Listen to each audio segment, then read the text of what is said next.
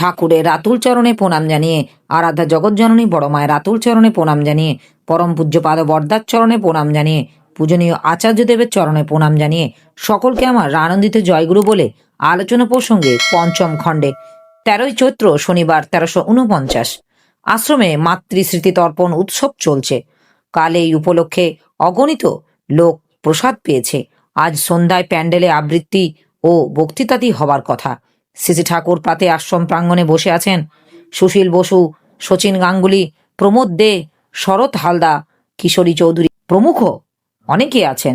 শ্রী ঠাকুর কথা প্রসঙ্গে বললেন, মার কথা এমন করে আমার মন জুড়ে থাকে যে মন হয় ওই স্মৃতি যেন আমার সাথে সাথী হয়ে আছে। ভালো কিছু করলে মনে হয় অলক্ষ্যে তার মা তাকে দেখে খুশি হচ্ছেন। মায়ের তর্পণ তাই আমার অবিরত চলে। কাউকে যদি কেউ ভালোবাসে তাহলে সে কখনো মানতে চায় না যে তার দেহাবসানের সাথে সাথে তার সব শেষ হয়ে গেছে। সে কোথাও না কোথাও আছে এবং চিরকাল থাকবে, এই প্রত্যাশা যেতে চায় না মন থেকে। মার সম্বন্ধে আমার মনে হয় কোনো না কোনো রূপে তার অস্তিত্ব আছে এবং তার প্রীতিজনক কিছু করলেই তিনি প্রীত হন নিশ্চয়ই। এই বিশ্বাস না থাকলে মানুষ চলতে পারে না।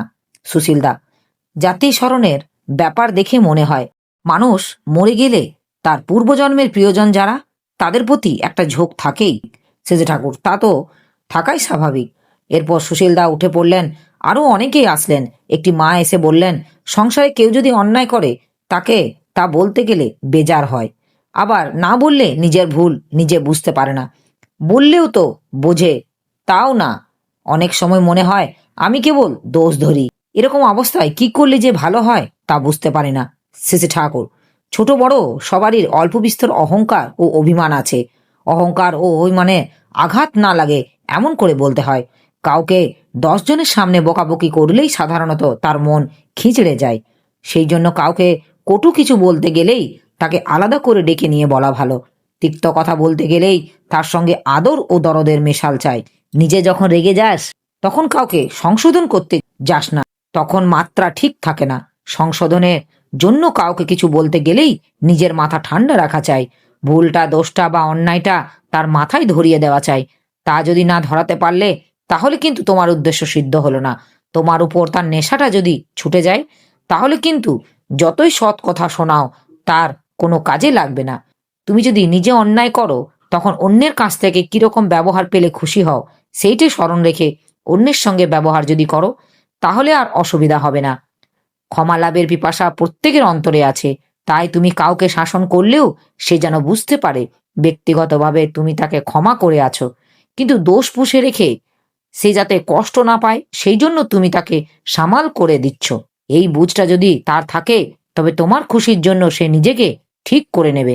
উক্ত মা, আপনি বললেন রাগের সময় কাউকে সংশোধন করতে যাওয়া ভালো না, কিন্তু রাগ হলে তখন তো বকবক না করে পারি না।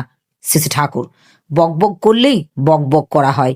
ছেলেপুলেরা ও সংসারে আর 5 জন বোঝে যে তুমি রেগে গেছো, তাতে তো আর সংশোধন করা হয় না। সংসারে চলতে অনেক ধৈর্য, সহ্য ও অধ্যবসায় চাই। দোষ যে করে সে কেন, কি কি কারণে করে দোষ করে সে সম্বন্ধে যদি তোমার ধারণা থাকে তাহলে ওই দোষের জন্য তার উপর রাগ না হয়ে বরং সহানুভূতি হবার কথা। নাম ধ্যান খুব করে করতে হয়, তাতে সমাধানী বুদ্ধি খুব বেড়ে যায়।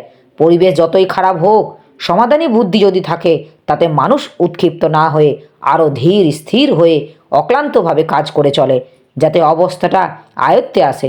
কঠিন রোগীর হাতে পড়লে ডাক্তাররা দেখনি কেমন শান্তভাবে উঠে পড়ে লাগে রোগ সারাবার জন্য। মানুষকে ভালো করতে গেলে তেমনি উঠে পড়ে লাগতে হয় মাথা ঠান্ডা রেখে। মনে মনে ভাবতে হয় কিভাবে ব্যবহার করলে তার মনে ধরে। মাথা খাটিয়ে এক ফাঁক বের করতে হয় আর সেইভাবে চলতে হয়। এমনি একটা কায়দা হাতে এসে যায়। সাপুড়ে যেমন বাঁশি বাজিয়ে বা উপযুক্ত শিকড় দিয়ে সাপকে বশ করে, কুশল কৌশলী ব্যবহারে জাদু দিয়ে তেমনি মানুষের বেয়াড়াপনা অনেকখানি বশ করা যায়। একটু লক্ষ্য করলেই এসব কঠিন কিছু নয়। এমনি করে করেই তো মানুষ শিক্ষিত হয়ে ওঠে। উক্ত মা, আমি তো লেখাপড়া জানি না, তা জানলে বোধ হয় আপনার কথাগুলি আরো ভালো করে বুঝতে ও পালন করতে পারতাম। শেষে ঠাকুর, যতটুকু বোঝো ততটুকু যদি পালন করো তাহলে তার ভিতর দিয়ে বোঝার ক্ষমতা আরো বেড়ে যাবে। আমি যা বলি তা মানুষের প্রাণের দিকে চেয়ে, জীবনের দিকে চেয়ে। জীবনকে যারা ভালোবাসে তাদের আমার কথা না বুঝবার কথা নয়। আর লেখাপড়ায় আমি কি জানি? নিজের জীবন দিয়ে যতটুকু দেখেছি, বুঝেছি, জেনেছি, তাই বলি। তুই যদি ঠিকমতো চলিস, দেখবি তাহলে তার ভিতর দিয়ে এতখানি জ্ঞান গজিয়ে উঠবে, তোর যে তোকে দেখে পণ্ডিতদের পর্যন্ত তাক লেগে যাবে। তাই বলে মুকং করতি বাচালং পঙ্গু লঘয়ন্তে গিরিয়ম যৎকৃপং তমহং বন্দে পরমানন্দ মাধবম। মাটি খুব খুশি হয়ে বিদায় নিলেন। প্রফুল্ল ধানবাদ ইত্যাদি স্থানে কাজ করে সম্প্রতি আশ্রমে এসেছেন। সেজে ঠাকুর তাকে জিজ্ঞাসা করলেন, তোর কেমন হলো? প্রফুল্ল, দীক্ষা তেমন হয়নি। ওখানে লোকগুলি ধরাই মুশকিল, বিশেষত যারা কোলিয়ারির সঙ্গে সংশ্লিষ্ট। এর মধ্যেও আমি ও চুনিদা যত জনের সঙ্গে পারি আলাপ পরিচয় যোগাযোগ করেছি। আসবার আগে সাতকড়ি বন্দ্যোপাধ্যায় নামক একজন বিশিষ্ট বাঙালি কোলিয়ারি প্রোপাইটারের সঙ্গে ঠিক করে এসেছি।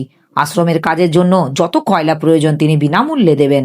তবে ওয়াগনের ব্যবস্থা রেল কর্তৃপক্ষকে ধরে আমাদের করতে হবে।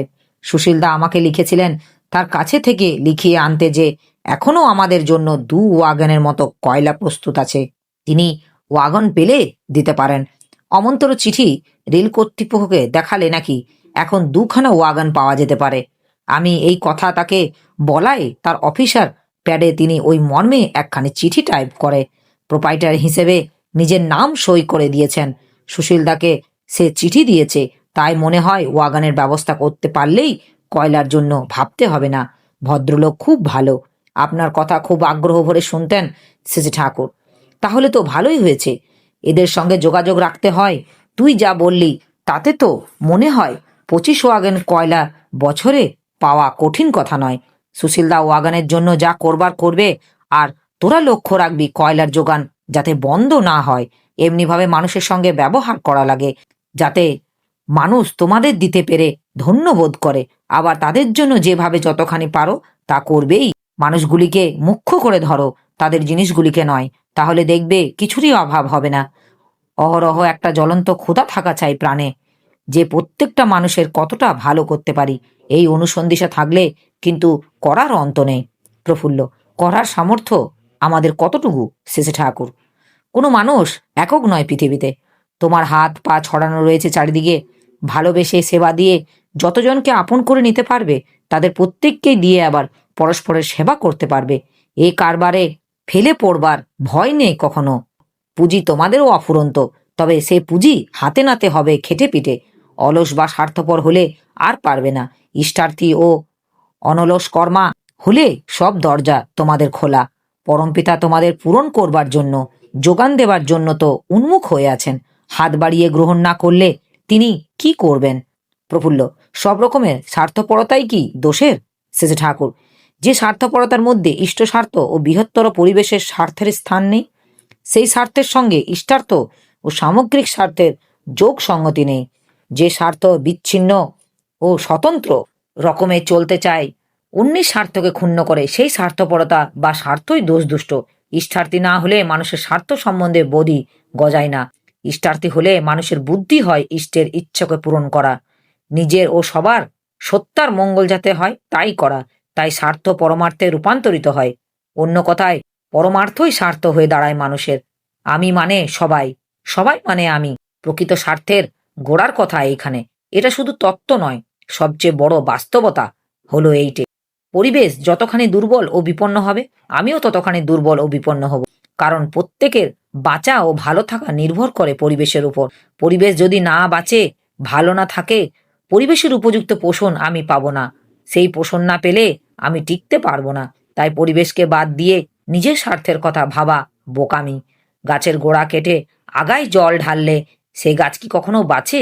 কালিদাসদা, অন্যের ক্ষতি না করে নিজের বাঁচার জন্য যা যা করা যায় তাতে তো কোনো দোষ নেই সেজে ঠাকুর। তাতে দোষ কি?